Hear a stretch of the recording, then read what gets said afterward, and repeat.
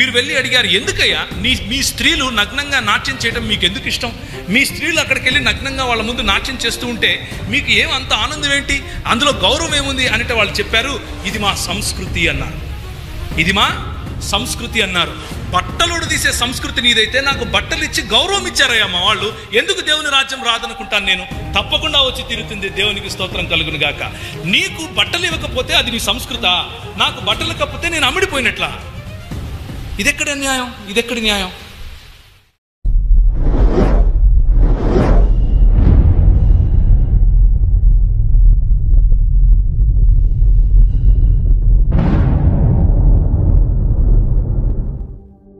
ఇక్కడ మన తెలుగు ప్రాంతాల గురించి కొన్ని విషయాలు మాట్లాడుకొని నేను ముగిస్తాను.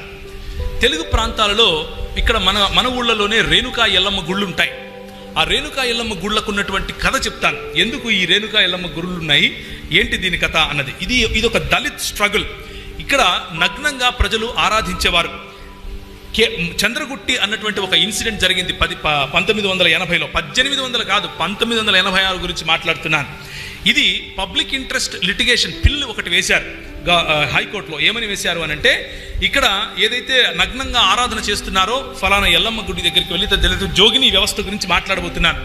వెళ్ళి ఏదైతే ఆరాధన చేస్తున్నారో అది తప్పు, అది దీనికి వ్యతిరేకము అని చెప్పినప్పుడు అప్పటికి ఈ బిల్ వేసింది ఆమి కార్మికాయల్ గారు పనిచేసిన సమయంలోనే, చాలా పాతకాలంలోనే బిల్ వేశారు.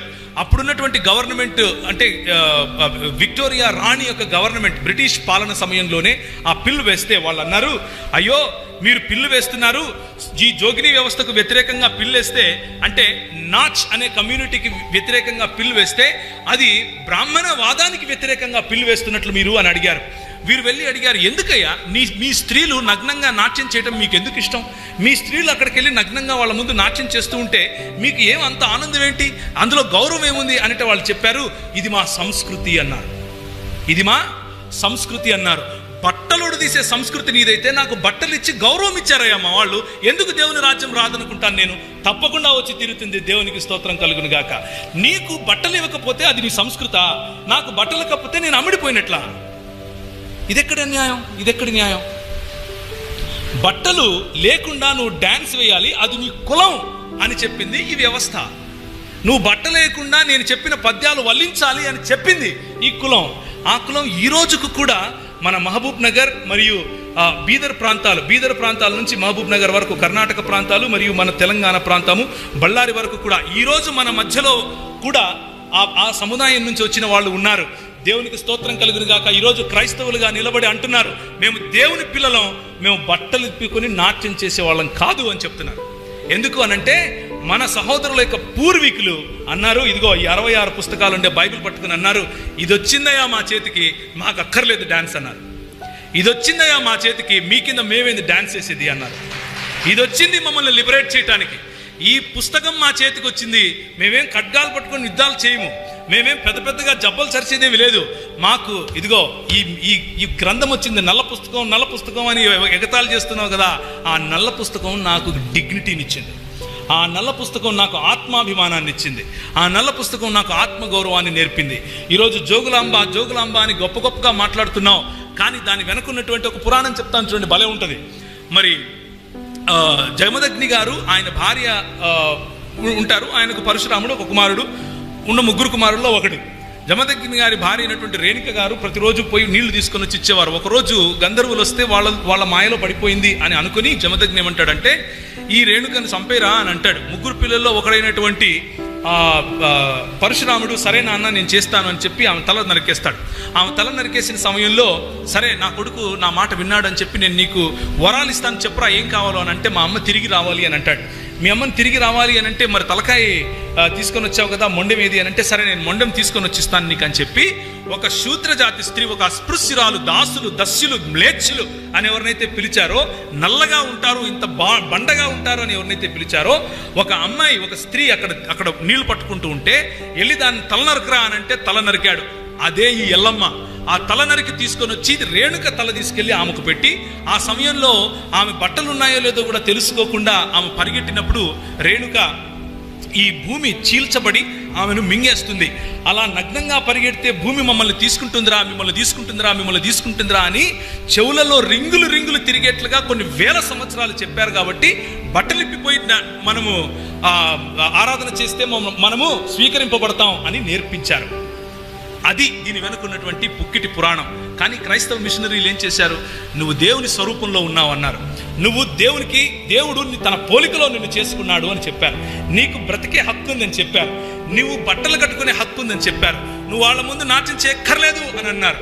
వాళ్ళ ముందు నాట్యం చేసి నీ ఆత్మాభిమానం చంపుకోక్కర్లేదు అని అన్నారు. వారికి బట్టలు కప్పారు. అలాంటి దేవుడు వద్దు నాకని ఎందుకంటా నేను? తప్పకుండా కావాలి. దేవునికి స్తోత్రం కలుగును గాక. అది దేవుని రాజ్య స్థాపన. దేవుని రాజ్య స్థాపన అంటే బైబిల్ పట్టుకొని 2-3 మాటలు చెప్పటం కాదు. దేవుని రాజ్య స్థాపన అంటే ఇలాంటి సోషల్ ఈవిల్స్కు వ్యతిరేకంగా పోరాడగలగటం.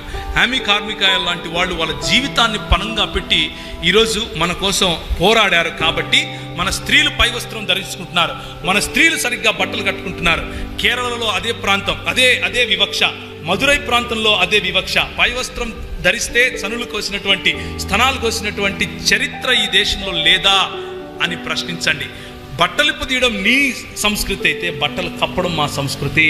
బట్టలు కప్పే సంస్కృతి తప్పు అయితే తప్పే చేస్తామని చెప్పండి. దేవునికి స్తోత్రం కలుగును గాక.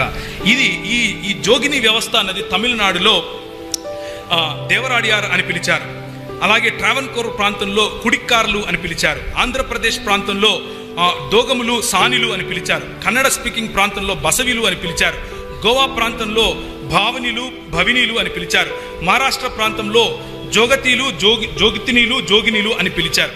ఈ వ్యవస్థ ఆన్ పేపర్ మీద ఈరోజు లేదు, కానీ ఈ రోజుకు కూడా ప్రాక్టీస్ చేస్తున్నారు. అంటే దాని అర్థం ఏంటంటే ఈ నల్ల పుస్తకం ఇంకా అందరి చేతిలోకి వెళ్ళలేదు. మా పితరులు ఏదో చేశారు అని చెప్పుకోవడం కోసం ఇండాలజీ ప్రోగ్రాం కాదు. మనం ఏం చేయాలి అన్నది ఆలోచించడం కోసం ఇండాలజీ ప్రోగ్రాం. ఈరోజు మనకు ఉన్నటువంటి అడ్వర్సరీస్ మనం చూస్తే, మనకు వ్యతిరేకంగా వస్తున్న భావజాలాలు చూస్తే, పొలిటికల్గా, ఆర్థికంగా అన్ని రంగాల్లోనూ మనల్ని కుదించేయాలి అన్నటువంటి ప్రణాళిక ఉంది. అది నిజం. కానీ మిషనరీ వ్యవస్థ ఈ దేశానికి వచ్చినప్పుడు అంతకంటే భయంకరంగా ఉండేది. అయినా కానీ వారు పోరాడారు. అయినా కానీ వారి ప్రాణాలు సైతం తెగించి పోరాడారు. కనుకనే ఈరోజు మనం ఇక్కడ కూర్చున్నాం. కనుకనే ఈరోజు మనం చదువుకోగలుగుతున్నాం. కనుకనే ఈరోజు దాన్ని ఏమంటారు, వెలివేయబడిన ప్రతి జాతి, శూద్ర జాతి అనండి, లేకపోతే అస్పృశ్యులనండి, లేకపోతే వనవాసులనండి, ఈ 3 తెగలకు సంబంధించిన ఎవరైనా సరే ఈరోజు చదువుకుని పైకి వస్తున్నారు. ఈరోజు రాజ్యాధికారం వైపుకు వెళుతున్నారు అని అంటే అది కేవలం మిషనరీ పరిచర్య యొక్క ప్రతిఫలం అని నేను మీకు తెలియజేస్తున్నాను.